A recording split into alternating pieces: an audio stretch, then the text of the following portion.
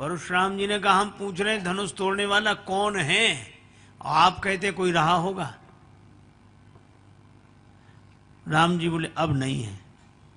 अब क्यों नहीं है धनुष तोड़ने वाला? राम जी ने कहा अब धनुष ही नहीं है तो तोड़ने वाला कहां से होगा? जब धनुष था तो धनुष को तोड़ने वाला था, और धनुष टूटने के साथ तोड़ने वाले का अहंकार भी टूट गया है, अब नहीं है। और राम जी बिल्कुल होश की बात कर रहे हैं कि हम जब तक जो कार्य करें तब तक उसके करता रहें, और कार्य पूरा हो जाए तो कर्तापन से भी मुक्ति करें। धनुष था तो तोड़ने वाले थे, धनुष टूट गया तब तोड़ने वाले भी नहीं। अब कौन? अब तो आपका दास हूं। राम जी बोल रहे हैं होश में, परशुराम जी हैं जोश में। जोश वालों को अक्सर होश वालों की बात समझ में नहीं आती। राम जी कह रहे हैं आयुष कहा कहिए किन मोही, आप मुझे आज्ञा करें मैं क्या सेवा करूं। परशुराम जी बोले सेवा? ये शत्रु का काम किया जिसने धनुष तोड़ा है। और राम कान खोलकर सुन लो, जिसने धनुष तोड़ा हो, जानते हो, सहस्रबाहु समसो रिपुमूरा, ऐसा कह के हवा में फरसा लहराया, वो सहस्राबाहु के समान हमारा शत्रु है। सभा में बैठे राजा कांप गए। कुछ राजा बोले हे भगवान, अच्छा रहा कि हमसे धनुष नहीं टूटा। अगर हमसे धनुष टूट गया होता तो इनसे कौन सुलझता। भगवान जो करते हैं अच्छा करते, भगवान बचा लिया, बड़ी कृपा। दंभी राजा मुस्कुराए। दंभी नीति की भावई। दंभी राजा बोले हम तो जानते थे कि धनुष तोड़ने के बाद यही नौबत आएगी, इसलिए हमने जानबूझ के धनुष नहीं तोड़ा। जब नन्हे से राजकुमार राम जी धनुष तोड़ सकते तो क्या हम धनुष नहीं तोड़ सकते थे? लेकिन ये हमारी दूरदर्शिता है। हम बच गए, राम जी फंस गए। हम पहले ही जानते थे यही होगा। कुछ लोग ऐसे ही दूरदर्शी होते हैं। एक आदमी गया मरने, रेलगाड़ी की पटरी पर पड़ा। एक ने कहा भैया जिंदगी इतनी की मर काहे को रहा, क्यों मरने पड़े? बोले बस निराश हो गए अब तो। अरे भैया ऐसा मत कर, बहुत समझाया। नहीं नहीं मरेंगे। तब तक देखा कि सिराने इतनी रोटियां रखे, तो उसने पूछा रोटियां काहे को रखे? बोले वाह इतना भी नहीं जानते, रेल अगर लेट हो गई तो भूखों मरेंगे क्या? कुछ लोग ऐसे भी दूरदर्शी होते हैं। ये राजा कह रहे हैं कि हमने जानबूझकर धनुष नहीं तोड़ा। श्री राम जी ने परशुराम जी के मन में प्रेरणा की कि इनका भी इलाज हो जाए जरा। तो इलाज कैसे हुआ? परशुराम जी बोले सो बिल गाई बिहाई समाजा, न तुम्हारे जय हैं सब राजा। नहीं तो जितने राजा हैं हम सबको मार डालें। धनुष तोड़ने वाला सभा से अलग हो जाए या सभा उसे अलग कर दे, नहीं हम सबको मार डालेंगे। अब ये राजा भी घबराए कि धनुष का धनुष नहीं टूटा, मरे और जा रहे हैं। धनुष तोड़ के मरते तो नाम होता कि साहब धनुष तोड़ के मरे हैं। एक ने कहा हमने तो पहले ही कही थी कि घर चलो, तुम ही बैठे रहे यहां। बेचारे जनक जी तक कह रहे थे तजो आस निज निज गृह जाहो। लक्ष्मण जी को लगा कि गुरु जी अच्छे देश में ले आए, यहां धनुष के अलावा और कोई चर्चा ही नहीं होती। थोड़ी देर पहले एक महापुरुष नाराज हो रहे थे कि धनुष क्यों नहीं टूटता, किसी से नहीं टूटता, और टूट गया तो दूसरे महापुरुष नाराज हो रहे हैं किसने तोड़ा और क्यों तोड़ा। अच्छा, पहले कोई नहीं तोड़ रहा था तो नाराज हो रहे थे पहले महापुरुष के, क्यों नहीं टूट रहा, और कोई नहीं तोड़ पा रहा है, और तोड़ दिया तो दूसरे अरे क्यों तोड़ा और किसने तोड़ा। तो यहां ये धनुषई की बात होती है और कोई बात नहीं होती। लक्ष्मण जी से नहीं रहा गया। लक्ष्मण जी बोले प्रभु बुरा ना माने तो इन गुरु जी से आइए स्वामी जी।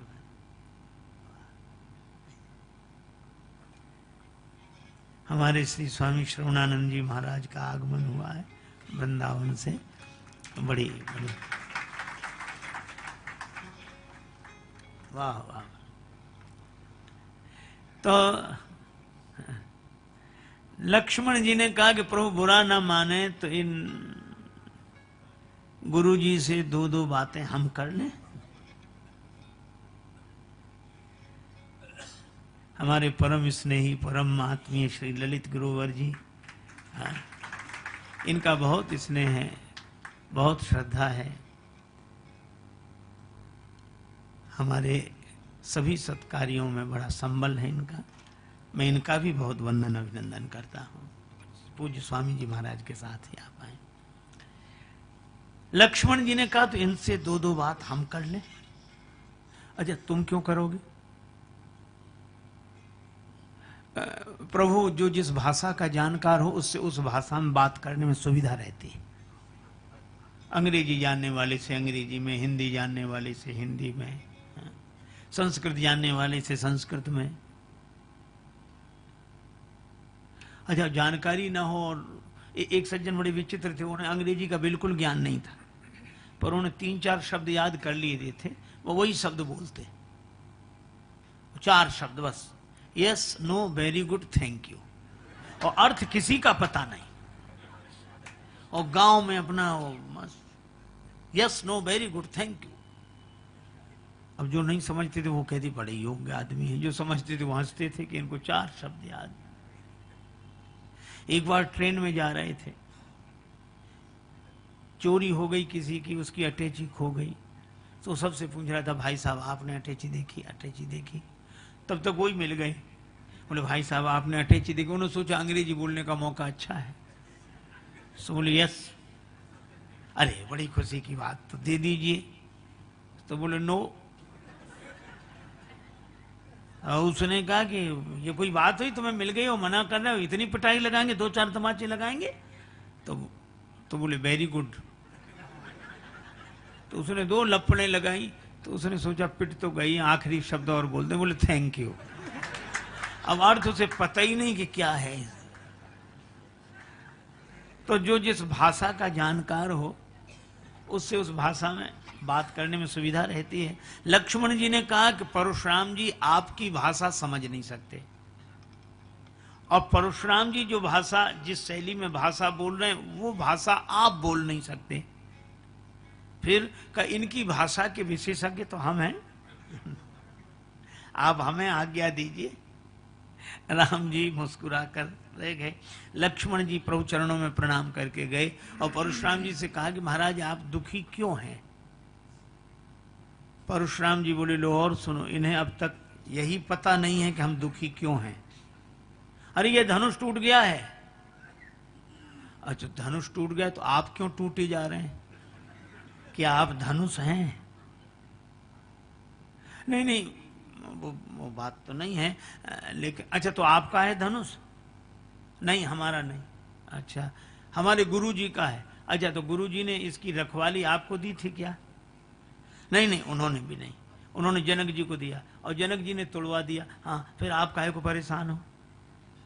परशुराम जी सोचने लगे कि बाल कह तो ठीक रहा है, हमारा धनुष है नहीं, और हम धनुष के टूटने से इतने दुखी क्यों? कई बार आपको ऐसे लोग मिलेंगे, हम लोगों को तो प्राय मिलते हैं, कहते महाराज हम बहुत परेशान हैं, बहुत परेशान हैं महाराज, हम बहुत परेशान। उनसे पूछो क्यों परेशान हो, तो कहते हमें खुद समझ में नहीं आता कि हम क्यों परेशान हैं। अच्छा बोलो समझ में आ जाए तो आधी से ज्यादा परेशानी कम हो जाए, पर उन्हें समझ ही नहीं आता। रोगी पीड़ा का अनुभव करता है पर रोग कौन सा है ये तो वैद्य बताते हैं। लक्ष्मण जी जीवाचार्य हैं। लक्ष्मण जी ने कहा इस रोग का कारण मैं बताऊं आपको। परशुराम जी ने कहा नहीं, मैं धनुष टूटने से दुखी हुआ हूं। लक्ष्मण जी ने कहा हमने बचपन में बहुत से धनुष तोड़े, तब तो आप नाराज होते हुए आए नहीं, इसी धनुष पर क्यों? देखो बड़ा सुंदर संकेत है। इसको बोलते हैं आसक्ति। इसका नाम है आसक्ति। ये कभी भी आ सकती, कैसे भी आ सकती, कहीं से भी आ सकती, बल्कि आसानी से आ सकती, मुश्किल से जा सकती। ये ममता, इस धनुष से आपकी ममता है ना? अच्छा देखो, हम लोग अखबार पढ़ते हैं सवेरे सवेरे, उसी समय जलपान करते हैं, चाय लेते हैं, दो चार मित्र इकट्ठे होकर चाय पी रहे, अखबार पढ़ रहे, अरे ट्रेन दुर्घटना, कितने 50 आदमी मर गए। अरे ज्यादा मरे होंगे, अखबार में कम छापते हैं। अब 50 मर गए, कम छापते, ज्यादा मरे होंगे, कम से कम 100-200 आदमी मरे होंगे। आपने चाय नहीं ली, अब 100-200 मर गए। अच्छा दुख हुआ क्या कि थोड़ी देर मौन रहते या आंसू आ जाते? नहीं नहीं, तब तक अरे अभी भूकंप आया तो उसमें हजारों मर गए थे। कोई आप बिस्कुट लो, हजारों मर गए, बिस्कुट ले। 200 बता रहे हैं, ज्यादा कम से कम 500 मरे होंगे, आप नमकीन लो, चाय ले। अच्छा बोलो, ऐसी बातें करते कि नहीं? हमें बिल्कुल ऐसे आराम से पढ़ते रहते हैं। अच्छा वही आदमी, आप सोचो अगर अपना परिचित बेटा या कोई प्रियजन बीमार हो, अस्पताल ले गए हों, रात को बहुत दिन के 2 बज गए, पानी तक नहीं पिया, और कोई कहता अब डॉक्टरों ने कंट्रोल कर लिया, अब कोई खतरा नहीं है, अब ऐसे, अब आपने सवेरे से कुछ खाया पिया नहीं, कुछ खा लो, तो रोकर कहेंगे तुम्हें खाने पीने की पड़ी, हमें पानी पीने तक का मन नहीं है, पहले बताओ कैसे? 1000 मर गए तब कुछ नहीं, 500 मर गए तब कुछ नहीं, एक तो बीमार ही है, अभी कुछ नहीं हुआ उसे। यही हमारे मन की, हम फूल चुनने आए थे बागे हयात में, और दामन को खाक जार में उलझा के रह गए। यही हमारी ममता है। कबीरदास जी कहते हैं, ममता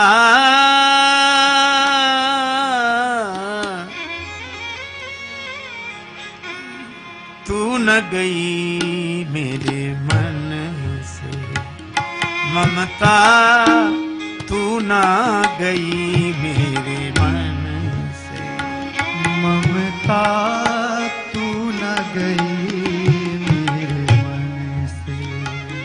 पाके केस जन्म के साथी,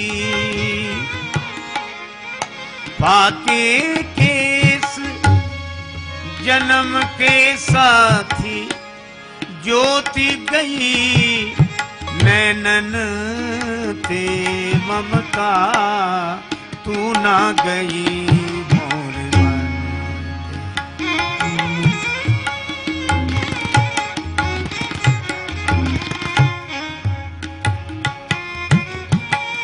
तू ना गई मोर मन ते।